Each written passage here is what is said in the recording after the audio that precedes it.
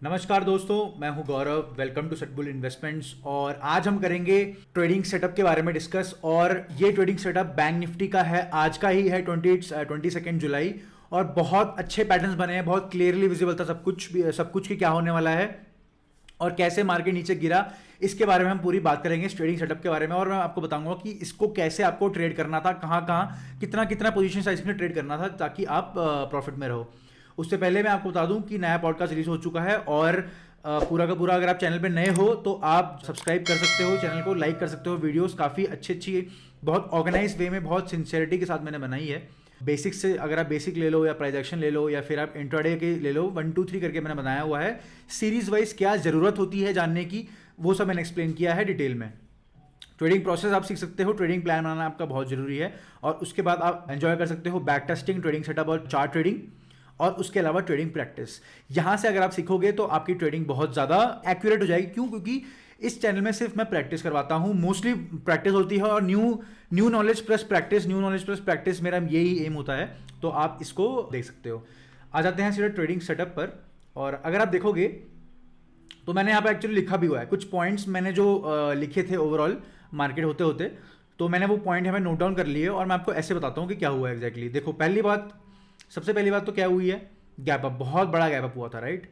बहुत बड़ा gap up हुआ, राइट। अगर गैप नहीं होता, भूल जाओ कि आज के दिन कुछ भी ट्रेडिंग हुई है, अगर नहीं होता कुछ भी तो कैसे चलता प्राइस, ये सोचो। अगर ये यहां से नीचे आया है, दो सपोर्ट मिल गए हैं, let suppose this is our demand zone, दो सपोर्ट मिल गए हैं बड़े टाइम फ्रेम 5 मिनट के चार्ट पे, 5 मिनट के चार्ट पे, तो कैसे मूव करता, ऐसे मूव करता, राइट। उसके बाद फिर बायर्स आते, फिर पुल बैक होता, रिटेस्ट होता, फिर आराम से ऊपर जाता स्टॉक, जैसे आइडियल जाना चाहिए, राइट। अब क्या हुआ, ये जो पार्ट था, ये जो बायर्स और सेलर्स वाला जहां पे जो लड़ाई थी कि बायर्स को ऊपर ले जाने में टाइम लगता, वो काम गैप ने कर दिया, वो काम गैप ने कवर कर दिया, राइट। समझ में आ गया कैसे किया गैप ने, मतलब क्यों गैप कैसे बना, ऊपर कैसे चले गया। वो आपके इंटरनेशनल मार्केट्स में हमारे डेरिवेटिव ट्रेड होते रहते हैं, तो हमें पता चलता रहता है कि हमारा इंडियन मार्केट्स में प्राइस ऊपर खुलने वाला है, नीचे खुलने वाला है, ठीक है। तो वो हो गया।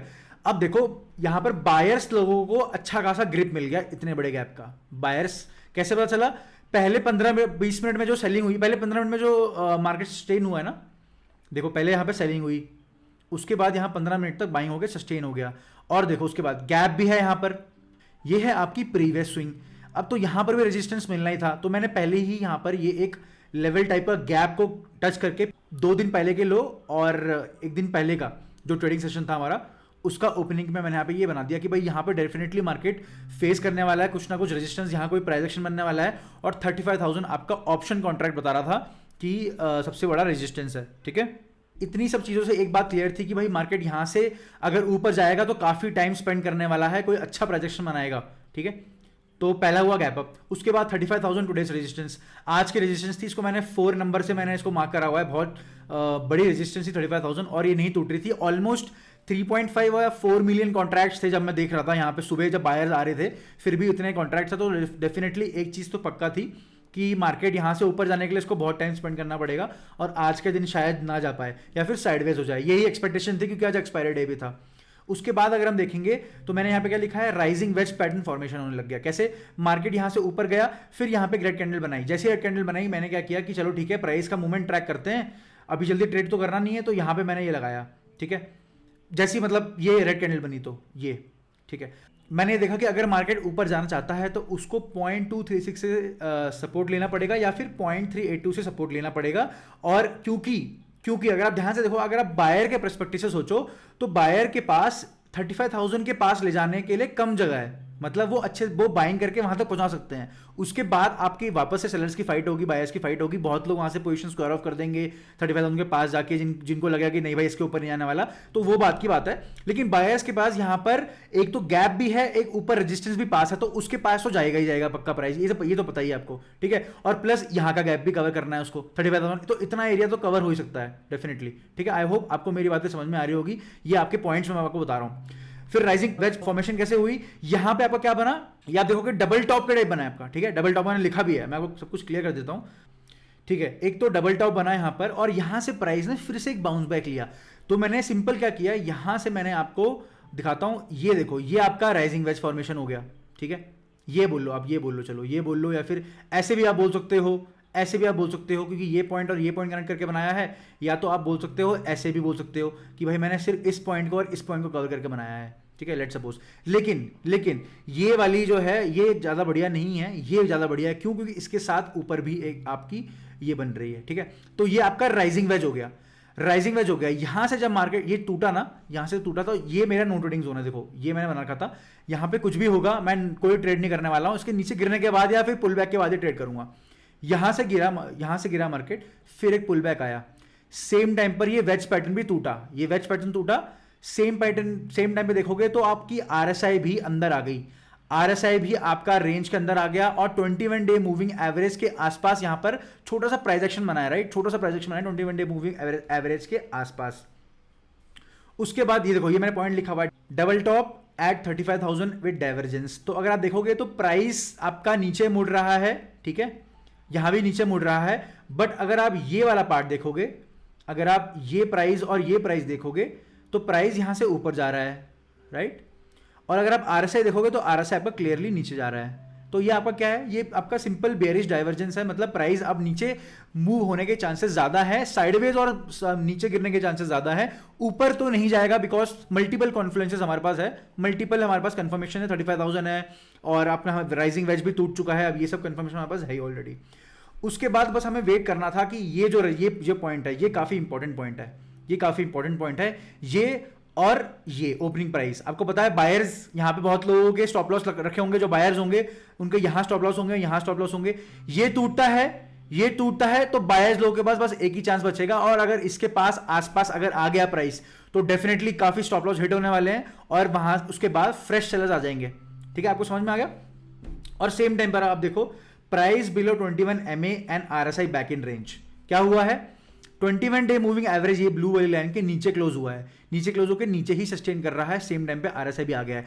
आपको ये सब चीजें समझनी पड़ेगी सेटअप बनाते वक्त, बारी बारी कैंडल वाइज कैंडल मैं आपको बता रहा हूं। पहले यहां पे क्या हुआ, ठीक है, फिर यहां देखो 0.236 से सपोर्ट लिया, 0.382 सपोर्ट लिया, ऊपर चले गया। आपको बारी बारी कैंडल बारी बारी प्राइस एक्शन वाइज बता रहा हूं। उसके बाद अगर आप देखोगे ध्यान से तो मुझे एक और चीज दिखी, यहाँ पे एक और मिक्स कॉन्फ्लुएंस दिखा, एक और प्राइस एक्शन मेरे को दिखा।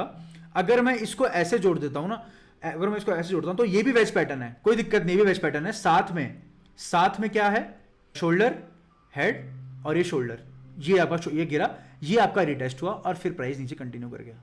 कहां तक गया, ओपनिंग प्राइस तक गया, जहां पे नेक्स्ट बायर्स बैठे होते हैं, राइट, समझ में आ गया। तो काफी सारे चांसेस थे यहां से गिरने के, और यही आपको प्राइस एक्शन में दिखा रहा हूं। आप यहां पे ट्रेड ले सकते थे, आप यहां पे ट्रेड ले सकते थे, शॉर्ट एंट्री कर सकते थे, ठीक है, ये आपकी काफी अच्छी ट्रेड थी। ये प्राइस ऊपर गया अचानक से, इसने विक रिजेक्शन जो दिया ना, ये आपकी कंफर्मेशन होती है कि भाई सेलर्स वापस आ गए हैं और यहां से प्राइस ऊपर नहीं जाने वाला है। तो कहीं भी आप रख सकते, चाहे इसके ऊपर रख सकते थे स्टॉप लॉस, या चाहे इसके ऊपर, या फिर आप चाहे ले लो तो आप 35,000 जो आपका रेजिस्टेंस है उसके ऊपर रख लो कि भाई प्राइस यहीं पे रह जाएगा, नीचे ले जाएगा, ऊपर ना जा पाए। और उसके अलावा 1.1:5 ओपनिंग प्राइस, अगर आप ओपनिंग प्राइस के हिसाब से रखना चाहते हो रिवॉर्ड, तो आपको रिस्क अपनी कम करनी पड़ेगी। ये तो डेफिनेटली आपके ट्रेडिंग प्रोसेस में ये बात लिखी होगी, ठीक है। और अगर आपको ये है कि भाई पहले निकाल लो तो आपको रिस्क भी कम लेना पड़ेगा, रिस्क भी कम करना पड़ेगा, ठीक है। कितना, 1:5 रख लें, ठीक है, 1:5 ऐसे कुछ रखा है मैंने, ठीक है। आप देखो कितनी अच्छी ट्रेड थी, कितना बढ़िया सेटअप था यहाँ पर। उसके बाद भी अगर उसके बाद भी आपको कंफर्मेशन नहीं है कि भाई नहीं, ओपनिंग प्राइस के नीचे रखना चाहता हूँ मैं, बड़ा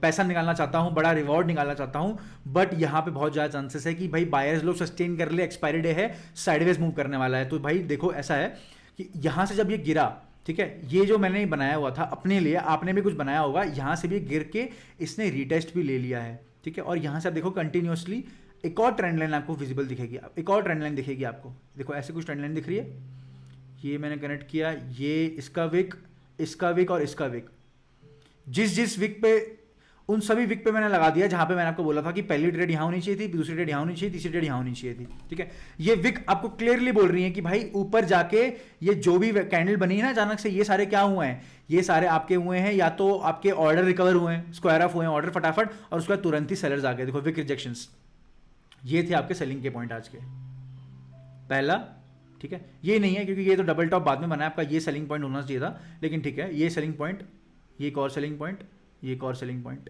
ठीक है। तीनों में बढ़िया आ रहा रेशियो। अगर आप चाहते हो कि रिस्क आपकी छोटी हो, 70 पॉइंट्स की रिस्क, 60 पॉइंट की रिस्क, और इसके अगेंस्ट 1:5 का रेशियो, ठीक है, ये ट्रेड भी आपकी सही हो गई।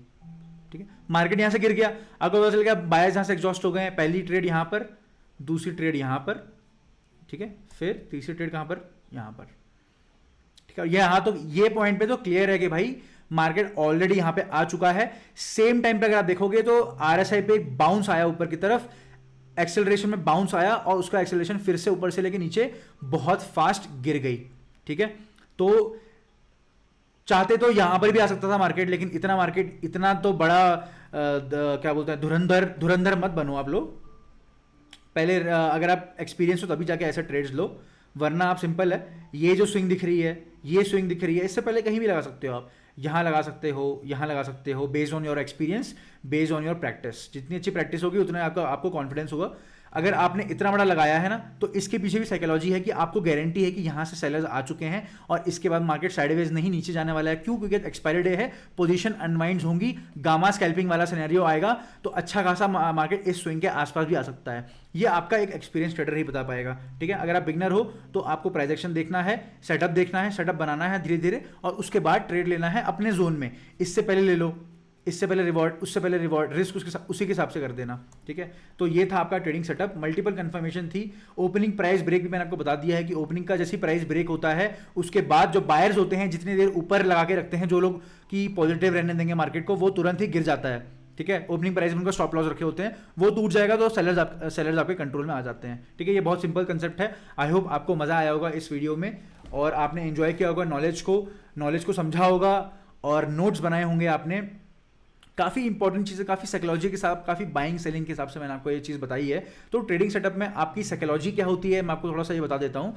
ट्रेडिंग सेटअप में आपको एक कैंडल, 5-5 मिनट की कैंडल, 10-10 मिनट की, 15-15 मिनट की कैंडल को जज करना है अच्छे से कि क्या पैटर्न बन रहा है, क्या पैटर्न हो सकता है, ये कैंडल मुझे क्या बता रही है, वो कैंडल मुझे क्या बता रही है। सेम टाइम पे आरएसआई, स्टोकास्टिक आरएसआई, मोमेंटम कहाँ जा रहा है, ट्रेंड क्या बन रहा है, आपको हर एक कैंडल पे जज करना पड़ेगा। और डेफिनेटली अगर आप ये रोज के रोज करोगे, बार बार 1 महीने तक लाइव ट्रेडिंग में करोगे, आपको ये प्रैक्टिस ऐसे हो जाएगी, आपको 2 प्राइजेक्शन या 1 प्राइजेक्शन के बाद ही आपको पता चल जाएगा कि भाई ये तो बहुत सही सेटअप बनने लग गया है और यहाँ पे मेरी अपने आप आपको दिखने लग जाएगा कि मेरा यहाँ पे रिस्क क्या होने वाला है, क्या पोजीशन साइजिंग होने वाली है। अगर आप रेगुलर प्रैक्टिस करते हो तो ट्रेडिंग की करते हो, क्योंकि अगर आप रेगुलर प्रैक्टिस नहीं करोगे ट्रेडिंग की और लाइव ट्रेडिंग में उसको अप्लाई नहीं करोगे तो आप ट्रेडिंग सेटअप नहीं बना पाओगे, ठीक है।